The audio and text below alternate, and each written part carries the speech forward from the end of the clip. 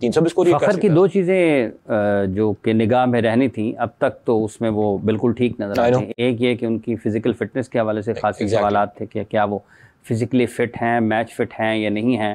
फिर उनकी फॉर्म के हवाले से जो बातें थी वो दोनों चीज़ें उन्होंने इन इब्तदाई मैचेस में तो उन्होंने किसी हद तक लंबी बैटिंग भी की है, रन्स भी ऑन बोर्ड किए हैं और दोनों मैचेस में सेंचुरियाँ भी स्कोर की हैं। सर फ़खर ज़मान के बारे में ना आई थिंक फ़खर एक ऐसा प्लेयर है जिसको अगर वो अपने ग्रूव में है ना तो उसके बारे में हमें कुछ असेस करने की ज़रूरत नहीं है। His bat is talking, he looks there. Yes, one out बंदे का फील्डिंग में कैच ड्रॉप हर बंदे को होते हैं, बट उस फील्ड में भी एफर्ट करना, जो बंदा फिट नहीं ना होगा वो ऐसी स्ट्रेच वाली एफर्ट नहीं करेगा। तो आई थिंक जितने भी लोग कह रहे हैं, रूमर्स कह रहे हैं, ये फैक्ट्स भी कह रहे हैं, इस टाइम पे वो मुझे अपने एक गुड स्टेट ऑफ माइंड में लग रहा है और ऐसा नहीं लग रहा कि वो बंदा इंटरनेशनल फोरे से बाहर हुआ था और वो जैसी परफॉर्मेंस दे रहा है। आई अंडरस्टैंड फ्रेंचाइज क्रिकेट के डायनामिक्स डिफरेंट होते हैं, लेकिन cricket is at the day and cricket sir, जिस पे वो जिस तरह वो मिडल कर रहा है, मैं मानता हूँ उसका शायद उसका वो जो पाई चार्ट होता है शॉट्स का वो इतना कोई वाइड ना हो, बट जो उसकी स्ट्रेंथ का एरिया है वो ग्राउंड को से इक्वेशन से बाहर ले जाता है। And he is hitting the ball from the middle of his bat sweet. अगर वो 40-50 बॉल्स खेलेगा तो उसमें से 7-8-9 बॉल्स तो उसको अपने जोन में मिल जाएंगे, और वो अगर 9 बाउंड्रीज 10 बाउंड्रीज उसने 40 बॉल्स में निकाल ली हैं तो इसका मतलब ये है कि स्ट्राइक रेट वाला तो इशू बिल्कुल दूसरी तरफ चला जाएगा। सर अब मुझे ना आपकी, मैं बता दूं, हमेशा हम आपस में भी बात करते हैं, स्ट्राइक रेट को रोटेट करना है, उसको बढ़ाना। अगर आप अपनी स्ट्रेंथ पे खेल रहे हैं और आप टू मच एक्सपेरिमेंटेशन नहीं करें, तो क्रिकेट को अगर आप बेसिकली भी लेके चलेंगे तो हर प्लेयर की स्ट्रेंथ का एरिया है, और you not batting against A bowling machine. वो लोग कहीं ना कहीं स्प्रे करेंगे बॉल को, और जहां पर अगर आपको इनिशियली भी थोड़ा टाइम लग रहा है, बट एट द एंड आपको पता है ये लड़का इंपैक्ट क्रिएट करेगा and he can take the match away from you any like anything. Pakistan की टीम में अब से 10 साल पहले ऐसे प्लेयर्स 2 से 3 होया करते थे। फॉर नाउ अभी अगर हम बात करें, साइम तो भी आया ना, लेकिन फ़खर ज़मान एक ऐसा प्लेयर जरूर है when he is on song, और वो लग भी ऑन सॉन्ग रहा है, तो फिर I think it's sad news for the other teams और great news for Lahore Qalandars by any stretch of imagination. अच्छा, दूसरा ये किस तरीके से देखते हैं आपके ओपन करते हुए फ़खर हैं, नंबर 4 पर डैरल मिचेल आ जाते हैं, 6 पर सैम बिलिंग्स आ जाते हैं, या उनको अगर आपने उनका बैटिंग ऑर्डर तब्दील करना है तो ये एक फॉर्मेशन के एतबार से तो अच्छी चीज़ लग रही है, अब तक क्लिक भी कर रही है और इसमें मेथड भी नज़र आता है।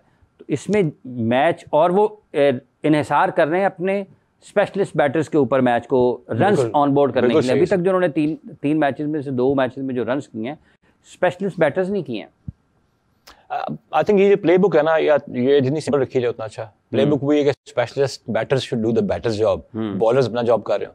अब यहाँ पर बैठ के since they have won 2 matches जीत गए हैं लोग, तो अब यहाँ पे बैठ के अगर कोई उन्होंने ड्राफ्ट अच्छा बनाया है तो फिर मैं उस बैंड वैगन को फॉलो नहीं करना चाहता। लेकिन यहाँ कप्तानी का भी एक आप फैक्टर देखेंगे जहाँ पर बंदा विद एवॉल्विंग मैच सिचुएशन जो है वो अपनी प्लानिंग कर रहा है। क्योंकि अभी बैटिंग ऑर्डर ऊपर से अच्छा जा रहा है, तो जो शाहीन को बॉलिंग में मैनूवरिंग करने का चांस है कि जहाँ से उसने कैसे अटैक करना है और विकेट्स वगैरह लेनी है।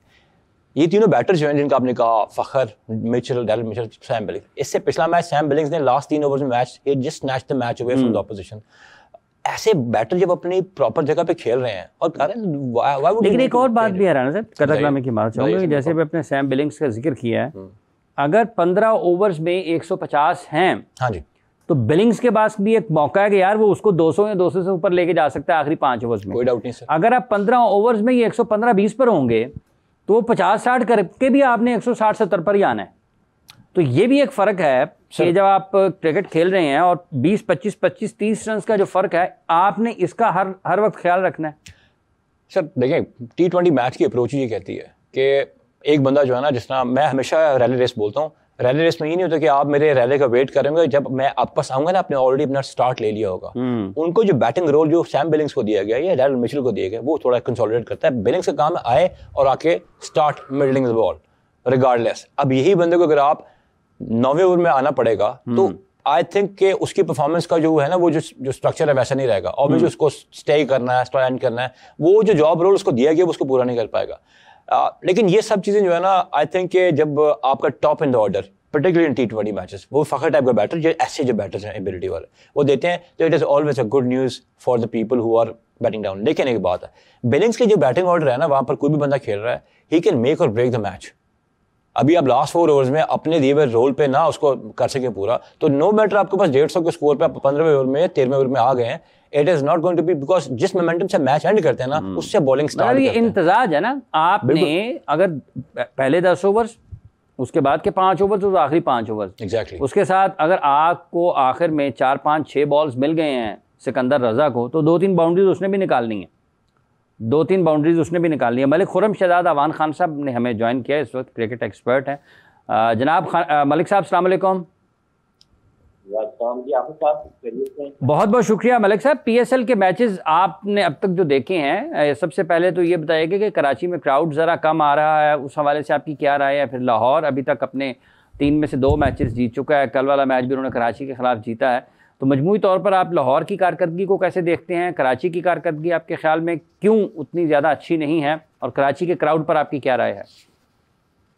देखिए, सबसे पहले तो मैं आपको लाहौर और कराची की मैच के हवाले से बात करना चाहूंगा कि आपको पता है कि ये शुरू से एक रिवाइवल है कराची और लाहौर के हवाले से। जिस तरह से पाकिस्तान इंडिया का मैच होता है हाई वोल्टेज, तो इसी तरह से हमेशा से वो कादर ट्रॉफी में हो या पाकिस्तान कप में हो या पीएसएल के अंदर हो, जब इनके मैचेज होते हैं तो काफी ज्यादा इस पे इम्पैक्ट रहता है। और दूसरा, जहाँ तक आपने क्राउड के हवाले से बात की, तो थोड़ी सी देखिए अलार्मिंग सिचुएशन जरूर है।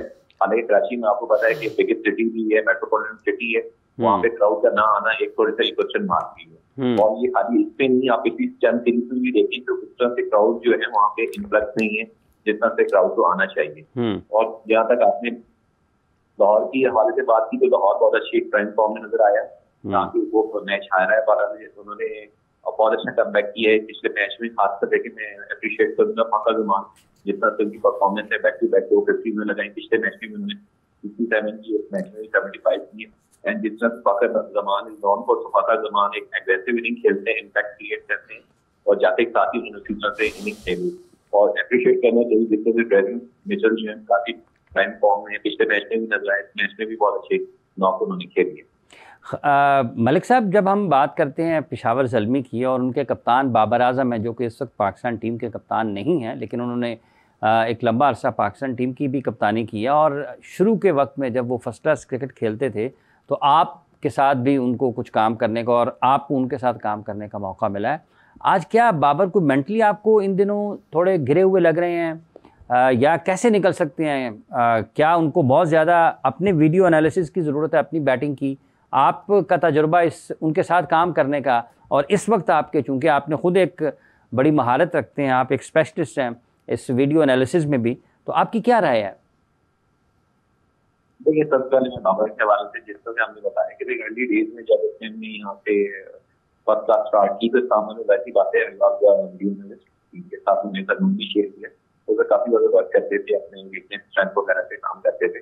और देखिए, बाबर आजम देखें, चीज में कोई दो राय नहीं है कि दुनिया का बहुत बड़ा प्लेयर है और ऑल फॉर्मेट ऑफ गेम। देखिए, बैट बैच आते हैं प्लेयर्स के, बड़े बड़े प्लेयर्स के आए हैं, आपने विराट कोहली को भी देखा है, आपने रोहित शर्मा को भी देखा है, आउट ऑफ फॉर्म रहे। ये थोड़ा सामर्थ्य बैट बैच होता है, और लेकिन इन प्लेयर्स में सलाहियत होती है। बाबर आजम के अंदर लेकिन कैपेसिटी भी है और कैपेबिलिटी भी है कि इस चीज से कम बैक कर लेंगे। और देखिए, बाबर आजम के अंदर पोटेंशियल भी काफी ज्यादा है, और ये लंबी इनिंग भी खेलेंगे। और जिस तरह पिछले भी आपने पीएसएल में देखा था, लास्ट ईयर काफी अच्छा परफॉर्म किया था, इनमें काफी ज्यादा पोटेंशियल है। और यहाँ तक देखिए, कैप्टनशिप के हवाले से जाहिर बात है, कैप्टनशिप पर प्रेशर होता है, और इस वक्त पेशावर ज़ल्मी की तरफ से क्यादत भी कर रहे हैं और अच्छे नौकरी में नजर आ रहे हैं। ठीक है, बहुत बहुत शुक्रिया। दूसरा में जाते देखें मॉडर्न डे के हवाले से बात की, जी मलिक साहब, जिस तरह से वीडियो एनालिसिस होते हैं, और देखिए ये तो एक गेम एक्टिविटीज है। देखिए, दो तरह की चीजें होती हैं लर्निंग के हवाले से, एक बंदा होता है बिग लर्नर और एक होता है स्लो लर्नर। और देखिए, मॉडर्न डे के हवाले से आपके पास सॉफ्टवेयर मौजूद है, आपके पास स्पेशलिस्ट कोचेस मौजूद है, खासकर देखें स्टैट्स के हवाले से आपके पास पूरा डाटा यूनिट मौजूद है, और आपकी जो अपोनेंट टीम है उनके हवाले से उसकी वीकनेस क्या है, स्ट्रेंथ क्या है, और each and everything just on one plate है। और जिस तरह से स्पेशलिस्ट कोचेस है, तो ये लेम एक्टिविटीज है कि वो चीज को वर्क नहीं कर रहे। मलिक साहब, विमेन टीम भी पाकिस्तान की बहुत अच्छा खेल रही है, मुसलसल 3 मैचेस जीत चुकी है। आपका तजुर्बा विमेन क्रिकेटर्स के साथ भी काम करने का, आपको लगता है कि विमेन क्रिकेट पाकिस्तान की टीम की हद तक अब दुरुस्त समत में आगे बढ़ रही है? नहीं, देखिए जी, बात तो देखिए अप्रिशिएट भी करना चाहिए। जिस तरह से रिसेंट टाइम में 85 प्लेयर्स को कॉन्ट्रैक्ट भी दिया गया डोमेस्टिक के हवाले से भी और नेशनल लेवल पे, ये बहुत खुशहाल बात थी। और रिसेंटली काफी ज्यादा सीरीज भी हुई पाकिस्तान के अंदर, लेकिन दूसरा बड़ा आईसीसी का इवेंट हो रहा है चैंपियन ट्रॉफी के बाद। आजकल विजेता बैक टू बैक जीता और जिसका पार्टनर था, काफी अच्छी उनके अंदर सलाहियत भी है कैप्टनशिप की, और पहली दफा 50 ओवर फॉर्मेट के अंदर कैप्टनशिप में आई है। और दूसरा जहाँ पे देखें डायना बेरी है, उमैमा सुनील वगैरह, तो मलिक साहब का राब्ता मुनक़ता जी, इनके अंदर पोटेंशियल है और ये क्वालिफायर राउंड में इंशाल्लाह क्वालिफाई कर देंगे। बहुत बहुत शुक्रिया मलिक साहब, आपके कीमती वक्त का आपने अपनी राय हमारे देखने वालों तक पहुंचाई। जी राना साहब, जब हम मॉडर्न डे क्रिकेट की बात कर रहे हैं तो कल के मैच की जब हम बात कर रहे हैं उसके साथ साथ जो IPL का कल मैच वो लो स्कोरिंग हुआ है काफ़ी, और 110-11 की हदफ 111 रन थे मेरा ख्याल, 112 करने थे, तो वो सेकंड इनिंग्स में नहीं हुए हैं। बिल्कुल नहीं हुए। तो किस तरीके से देखते हैं इस मैच को कि इतने लो स्कोरिंग मैच में भी इंटरेस्ट तो लोगों का आता है?